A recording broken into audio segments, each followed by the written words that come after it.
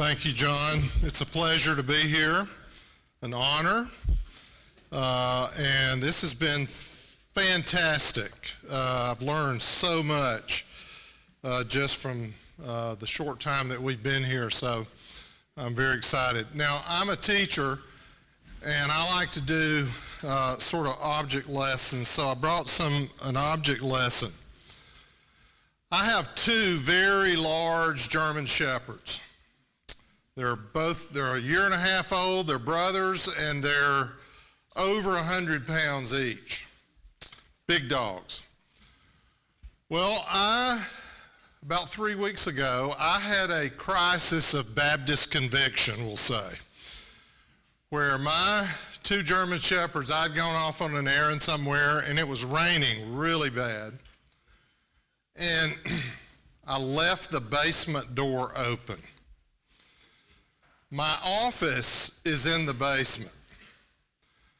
They both went to my office, to my desk, and started eating books. Books that I had been studying. So I'll bring, and here's why I say I have a little crisis. This is my new book from David Bebbington on the Baptists that my dog attacked.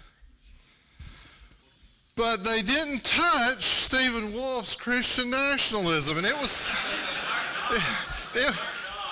sitting right beside the Baptist book. Now, you can take whatever you want from that. I don't know, maybe they were attacking the Baptists and they like this, or maybe they really like Baptists and wanted to eat it. I don't know. I hadn't figured it out.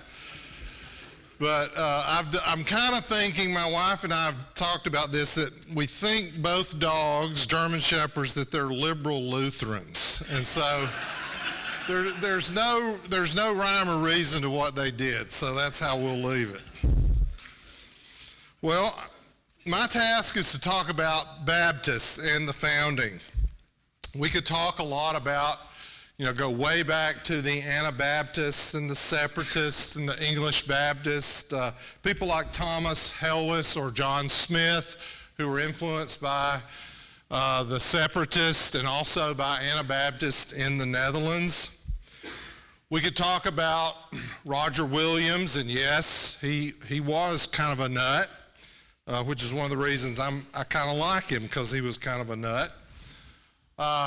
John Clark, a very early Baptist in America. Henry Dunster, who was really the first president of Harvard University, became a Baptist while the president of Harvard, and he eventually had to resign because he had decided that he would become a Baptist. Very highly educated man, Cambridge graduate. But to talk about Baptists and the founding, I think, yes, you need those people for context, but you need to talk about the Great Awakening. Because the Great Awakening is really that event that creates the Baptists that really have an impact on the founding. Baptists who impacted the founding were products of the First Great Awakening. Now, here are some names. These are either first generation or second generation converts in the First Great Awakening. Isaac Backus, you've heard his name. Shubal Stearns, who started the very large Sandy Creek Baptist movement in North Carolina. Daniel Marshall, Shubal Stearns' brother-in-law, who also became a church planter with the Sandy Creek movement. When they founded the Sandy Creek Church in the 1750s, now both of these guys were from New England. They had been New England separatists. They converted to the Baptist faith and during the Great Awakening, and then they moved to North Carolina and started the Sandy Creek Baptist Association, Sandy Creek Baptist Church, planted 42 churches in the Southeast.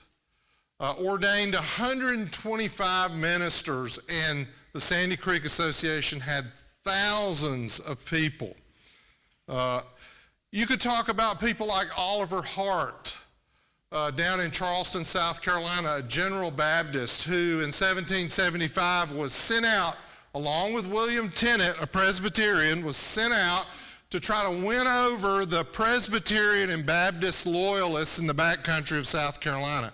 And they actually did a pretty good job of that and won over a lot of the people who were loyalists. Now, it may be confusing to most that a lot of Baptists and Presbyterians in the backcountry of South Carolina were actually loyalists. Why would that be? Well, they were people who were living in the backcountry, and they figure it's better to be thousands and thousands of miles away from the centers of authority than to create a new center of authority and it be at your back door. And so people like Oliver Hart and others went and tried to convince them, no, this was the right thing to do. We could talk about Richard Furman or Lewis Craig, who was a Virginia Baptist and who went through a lot of persecution. His brother Elijah Craig, who, yes, is also the same Elijah Craig that a bourbon is named after. I explained this to my daughter who married into the Craig family. I said, we think, we hadn't proved it, but I think they're part of the same family. I said, your children's ancestor was the father of Kentucky bourbon. She goes, really? And I said, yes, and he was a revivalist Baptist too. Now, she had her own Baptist moment there where she was not sure what was going on. Her own crisis moment. And there are others, John Waller, James Ireland, Samuel Harris, the Apostle of Virginia, as he was called, who was an Anglican, and he converted to the Baptist faith. John Leland, another very interesting Baptist from New England who went to Virginia. The primary impulse that characterized these leading Baptists and most early American Baptists was the impulse to freely practice their Christian convictions without interference from the state. So the emphasis on religious liberty, the freedom to practice your faith, was front and center with the Baptists coming out of the First Great Awakening. The American historian George Bancroft wrote in his 1857 work, History of the United States, this, quote, "Freedom of conscience was from the first the trophy of the Baptists." Now, for our purposes in looking at Baptists in the founding era, I want to start off focusing on two individuals that I've mentioned, Isaac Backus and John Leland. Isaac Backus was born in Connecticut in 1724, converted in 1741 during the Great Awakening. He left the Congregational Church in 1745 over disagreement with the Halfway Covenant and was called to preach 2 years later in 1747. He stayed in the Congregational Church but joined a group called the Separates, the separate Congregational Churches. Eventually, he became convinced of believers' baptism in 1751. In 1756, he formed a Baptist church in Middleborough, Massachusetts, and he had, throughout his ministry, a grand obsession with religious liberty. He wrote 37 tracts and a 3-volume church history of New England. The Standing Order of Connecticut required non-congregationalists to pay taxes to establishment or to register with the state for an exemption for those taxes. And he was opposed to this. Opposition to this encroachment was a driving force in the ministry of Isaac Backus. Backus's most celebrated work was his 1773 tract titled An Appeal to the Public for Religious Liberty. This tract was distributed to each member of the First Continental Congress in Philadelphia in 1774. It has been called the Baptist Declaration of Independence, as it attacked head-on religious taxation and the certificate system. Essentially, Backus argued against religious taxation without religious representation. He said this: religious matters are to be separated from the jurisdiction of the state, not because they are beneath the interest of the state, but quite to the contrary, because they are too high and holy, and thus are beyond the competence of the state. Now, I think Stephen Wolfe has shown that that's not necessarily the case, that that the state is always not able to do these things, but at least in his situation, that was his position.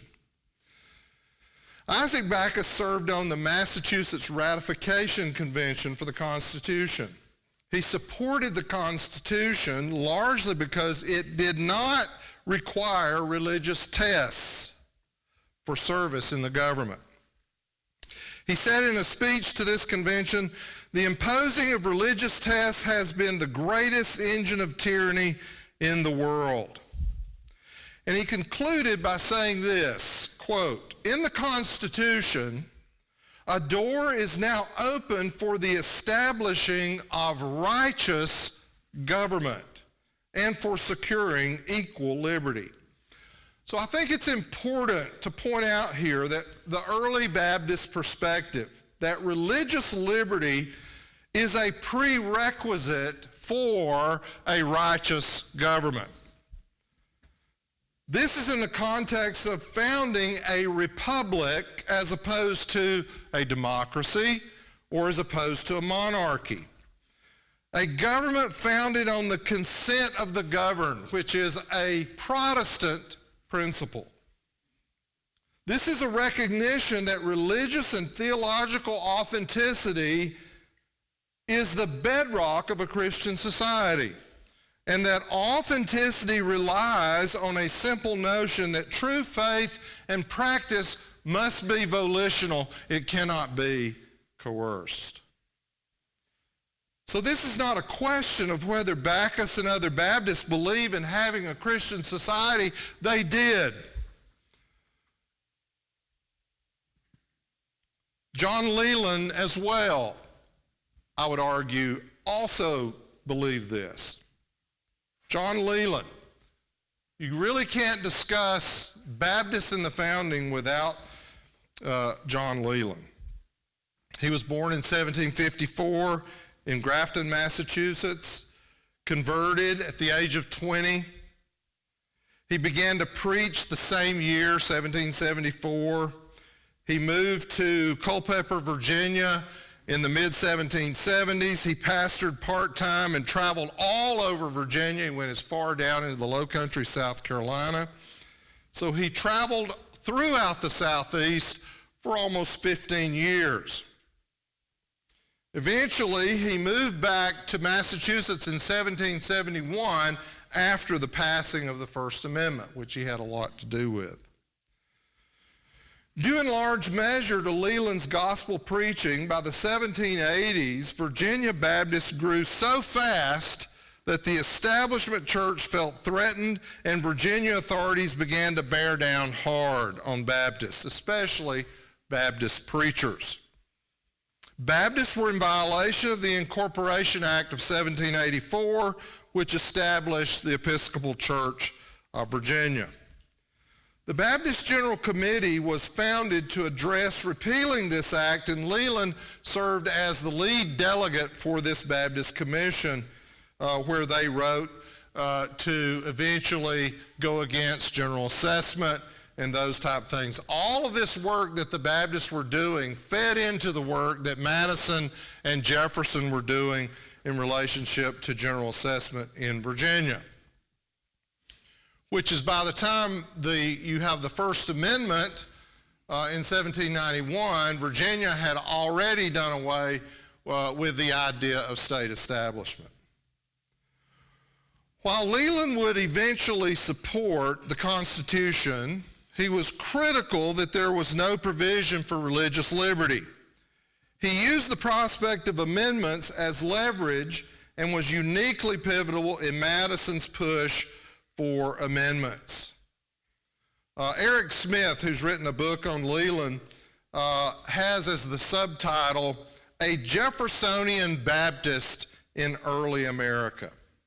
And Smith said that Leland spoke fluently the revolutionary language of liberty, but with a Baptist accent.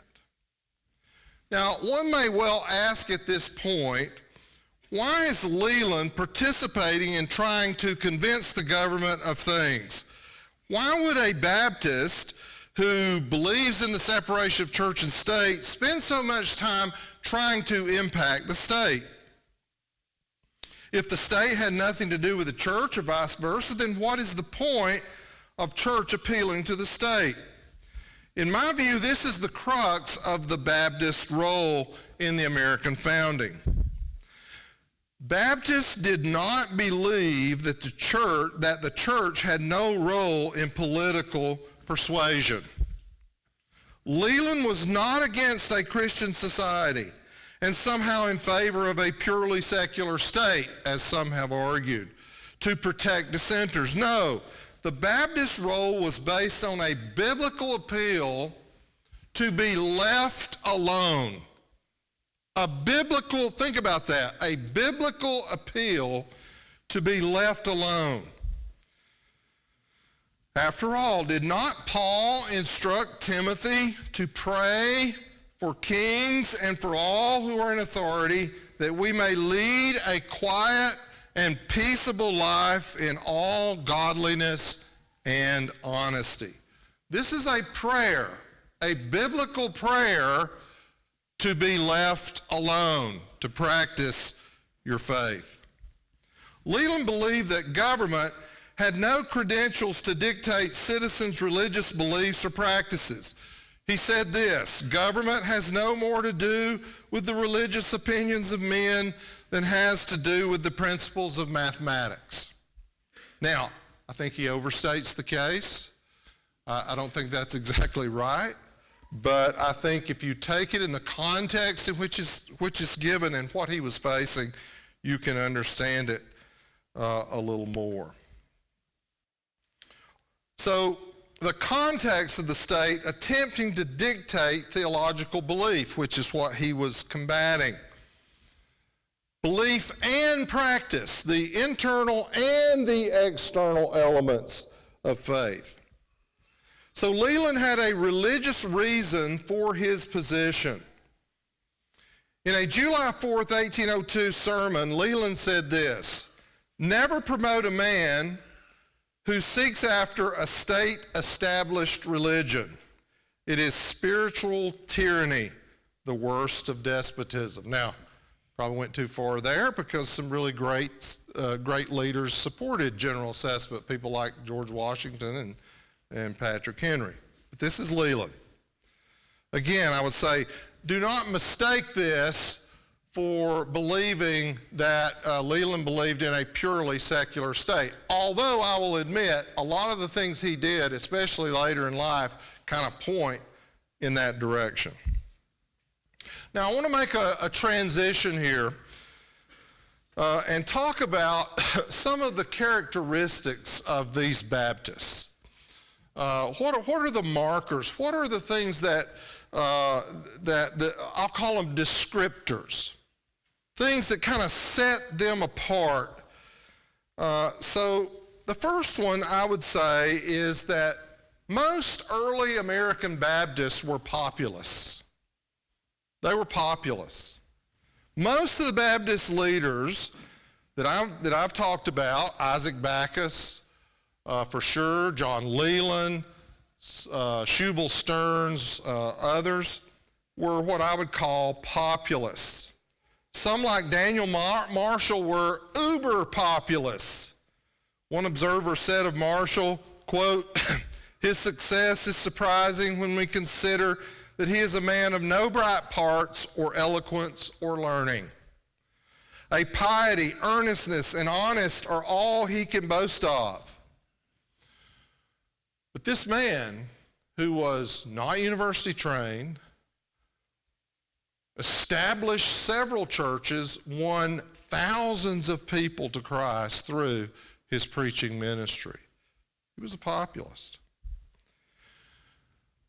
But not just these leaders, but the people that they were ministering to. These are rural people. Now, I grew up in rural Georgia, Banks County, Georgia. It's the most rural county in all of North Georgia. We got our first red light when I was 12 years old in the whole county. People used to come and watch it change for entertainment. So I know a little bit about being a rural populist Baptist. When you look at these Baptists, these people that we're talking about, that by the numbers, so get this. In 1700, there were about 25 Baptist churches in the colonies. By 1776, there were almost 500, with about 10,000 members. By 1800, there were 1,200 congregations with 100,000 members.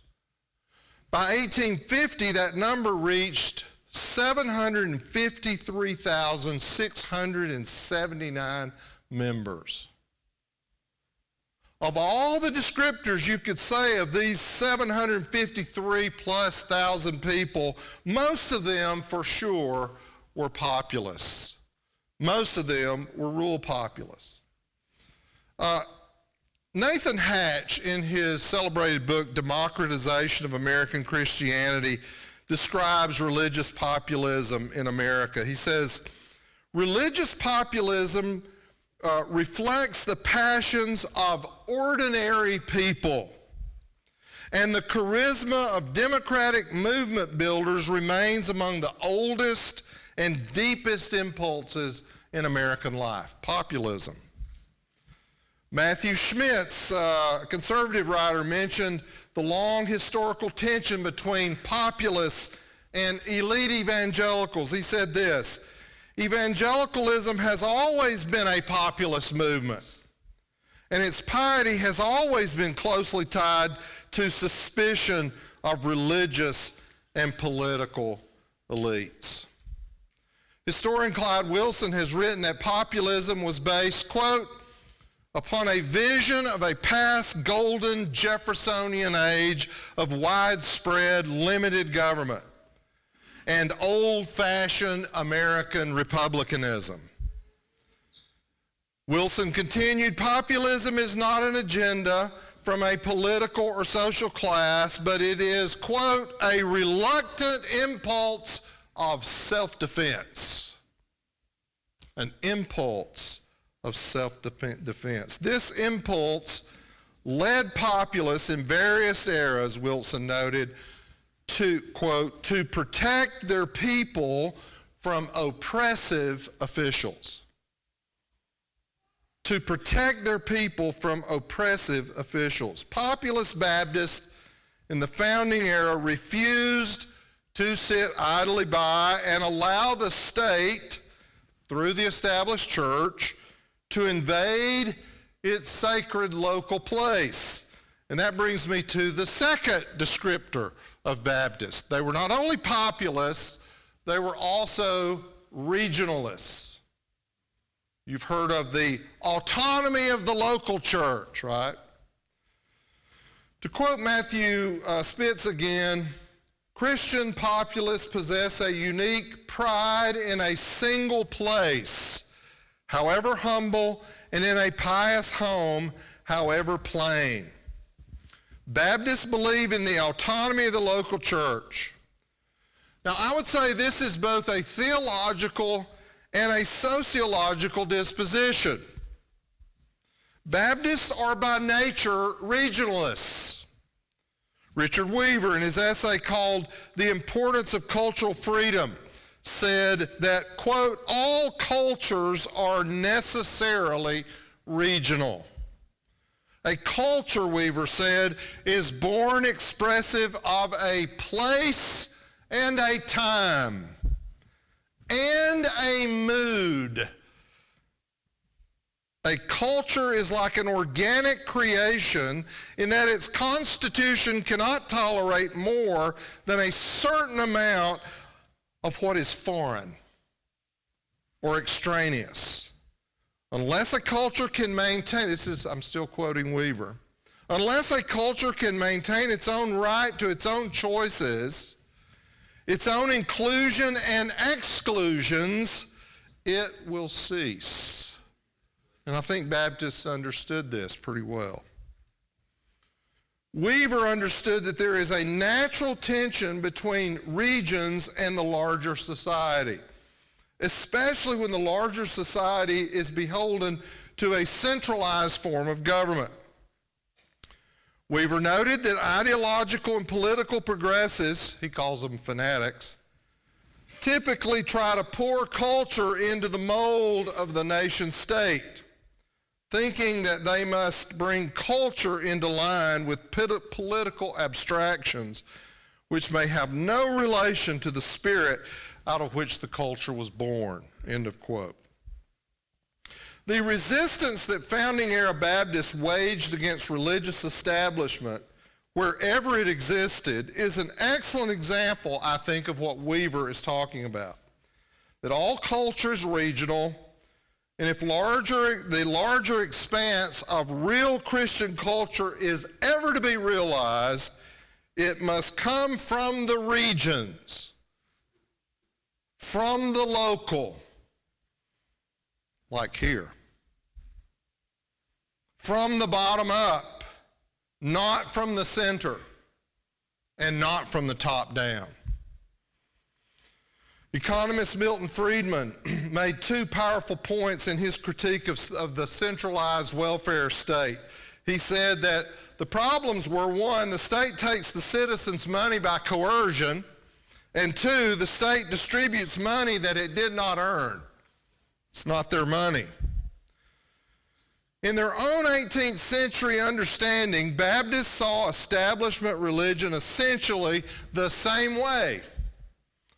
Religiously driven, centralized planning was not something the Baptists appreciated.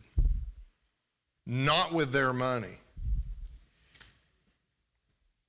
The South is important, I think, to understanding this regionalist, non-centrist mindset.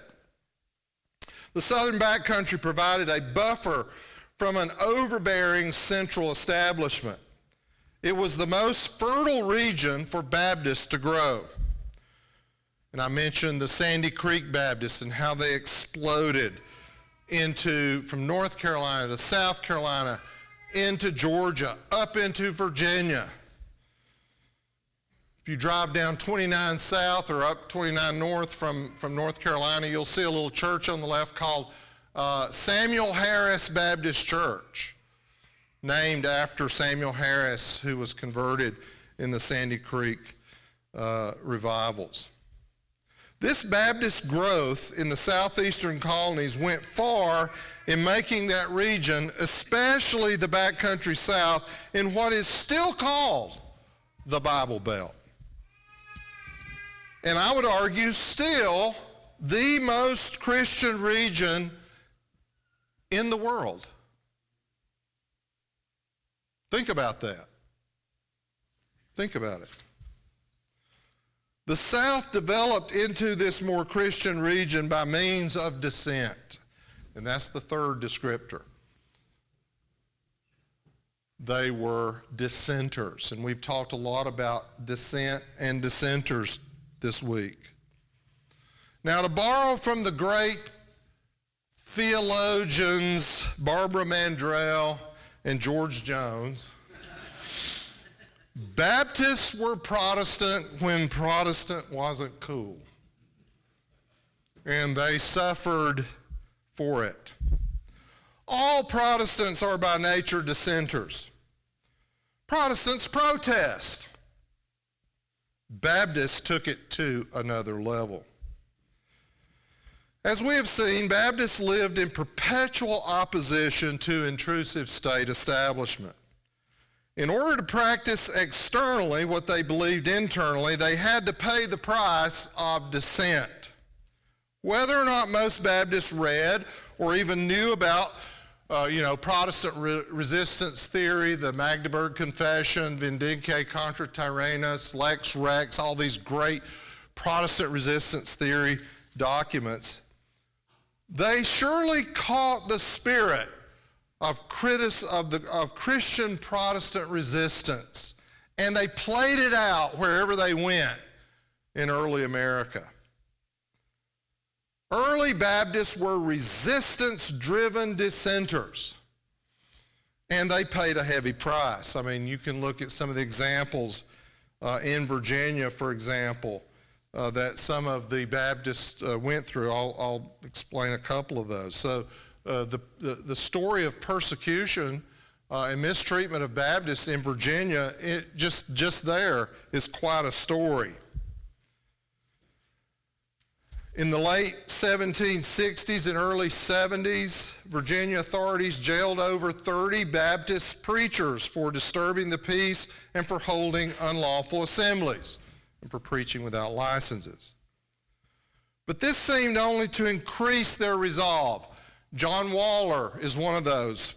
He was an elite Anglican lawyer, and they called him Swearing Jack. He was a really profane guy, and he was on a jury, and there was a case against the Baptist preacher, Lewis Craig.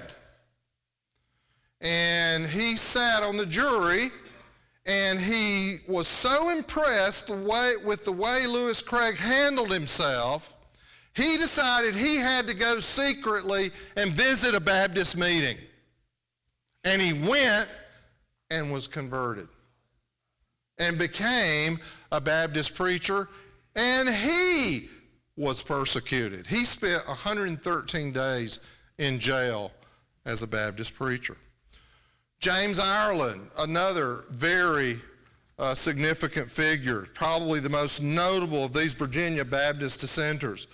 He was born in Scotland, in a Presbyterian family, came to America as a young adult, was converted from just himself sitting down and reading the Bible. He joined with the Baptists and soon began to preach. He was eventually imprisoned in Culpeper, Virginia for 5 months. This is in 1769, 1770. One account states this: being roughly seized by order of magistrates, he was thrust into the Culpeper jail because he had dared to preach without the authority or sanction of the bishop. He continued to preach to followers through the cell grate window. He was 21 years old. He once said, I sat down and counted the cost. This is he saying this when he's 21. I sat down and counted the cost, freedom or confinement, liberty or a prison. It admitted of no dispute. Having ventured all upon Christ, I determined to suffer all for him. His persecutors tried to smoke him out with gunpowder while he was in his jail cell, hoping he would suffocate. He almost did. They tried to poison him. One time they bombed his cell. He survived. And some urinated on him. Ireland took it all with resolve and dedication. Eventually he was released. He continued to preach. He later served in the American Revolution. He spent the last 20 years of his life as the pastor of the Buckmarsh Baptist Church, now called Berryville Baptist Church in Clark County, Virginia. He died in 1806. This type of persecution went on for some time in Virginia. Some important political people, though, were watching.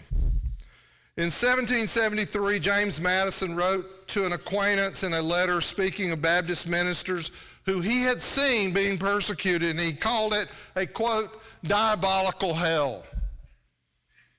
Then he said, pray for liberty of conscience to revive among us. This is the Anglican James Madison. Thomas Jefferson noticed as well and became an ally of Baptists at home and elsewhere. Thomas Kidd is correct when he writes, concerning Baptists that while leaders like Madison and Jefferson learned more about the need for religious freedom from Enlightenment authors such as John Locke, I would kind of dispute that, their deepest convictions about liberty of conscience came from watching it being denied to fellow Americans. So as we have seen in conclusion, discrimination against Baptists did not end with the Revolution. But over time, the appetite for ongoing turmoil within the states that still had established churches began to lose steam. This because of the collective, persistent, I believe, Baptist dissent over many years. Their main contribution outside of preaching the gospel and ministering to their congregants was to keep pushing the envelope for the freedom of religion. I will be so bold as to say that without that Baptist persistence, the founding of this country would look very different than how it turned out. Even critics who bristle at the idea of America's Christian founding admit that in the early national and antebellum eras, most Americans believed that they lived in a Christian country. This is admitted even by historians that deny that it was a Christian country. So one example, the 1892 Supreme Court case, Holy Church of the Holy Trinity versus the United States, the Supreme Court said, quote, "The United States is a Christian nation."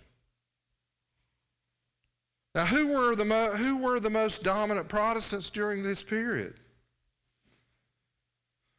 I would say it's Baptist, Methodist, Baptist and Methodist. I'm going to give the kudos to the Presbyterians because they were encouraging us along, especially in areas of dissent. So we appreciate the Presbyterian. I appreciate all. That's one of the great things about this conference. We've got all these different, Anglicans and Puritans and Presbyterians, and I don't know if you put me at the end to kind of clean things up, but that's what I'm doing. Listen to these numbers. Let me just give you some more numbers just to illustrate this. Between 1800 and 1850, Baptists grew, as I said, from 100,000 to almost 800,000. The only group that grew faster was the Methodists. But between 1890 and 1906, Baptists grew twice as fast as Methodists. These are the people who believed and caused other peoples to believe that they were living in a Christian country. People who believed in the freedom of religious practice. Baptist growth continued into the 21st century, marking 2 centuries of unprecedented growth. In 2008, I know numbers don't tell you anything, but this is pretty interesting. In 2008, Pew Research announced, I want you to get this. I had to go back and double check this and triple check it. Pew Research announced that 1 in 6 Americans were Baptist. Since 2021, that has been changing. It has been going down. As the SBC lost around 1,200 churches between 2021 and 2022, I understand. The Pew Research Center reported that in 2023, that while the SBC remained the largest Protestant denomination, that majority is shrinking fast. Why is that? I believe it's because Baptist leaders have lost touch with their people. They've lost touch with the populist congregant, with their heritage. They've lost touch with their region, and they've forgotten what got them there, dissent. Many leaders, Baptists and other progressive evangelicals, have bowed to the idol of academic and elite respectability and illegitimate state authority.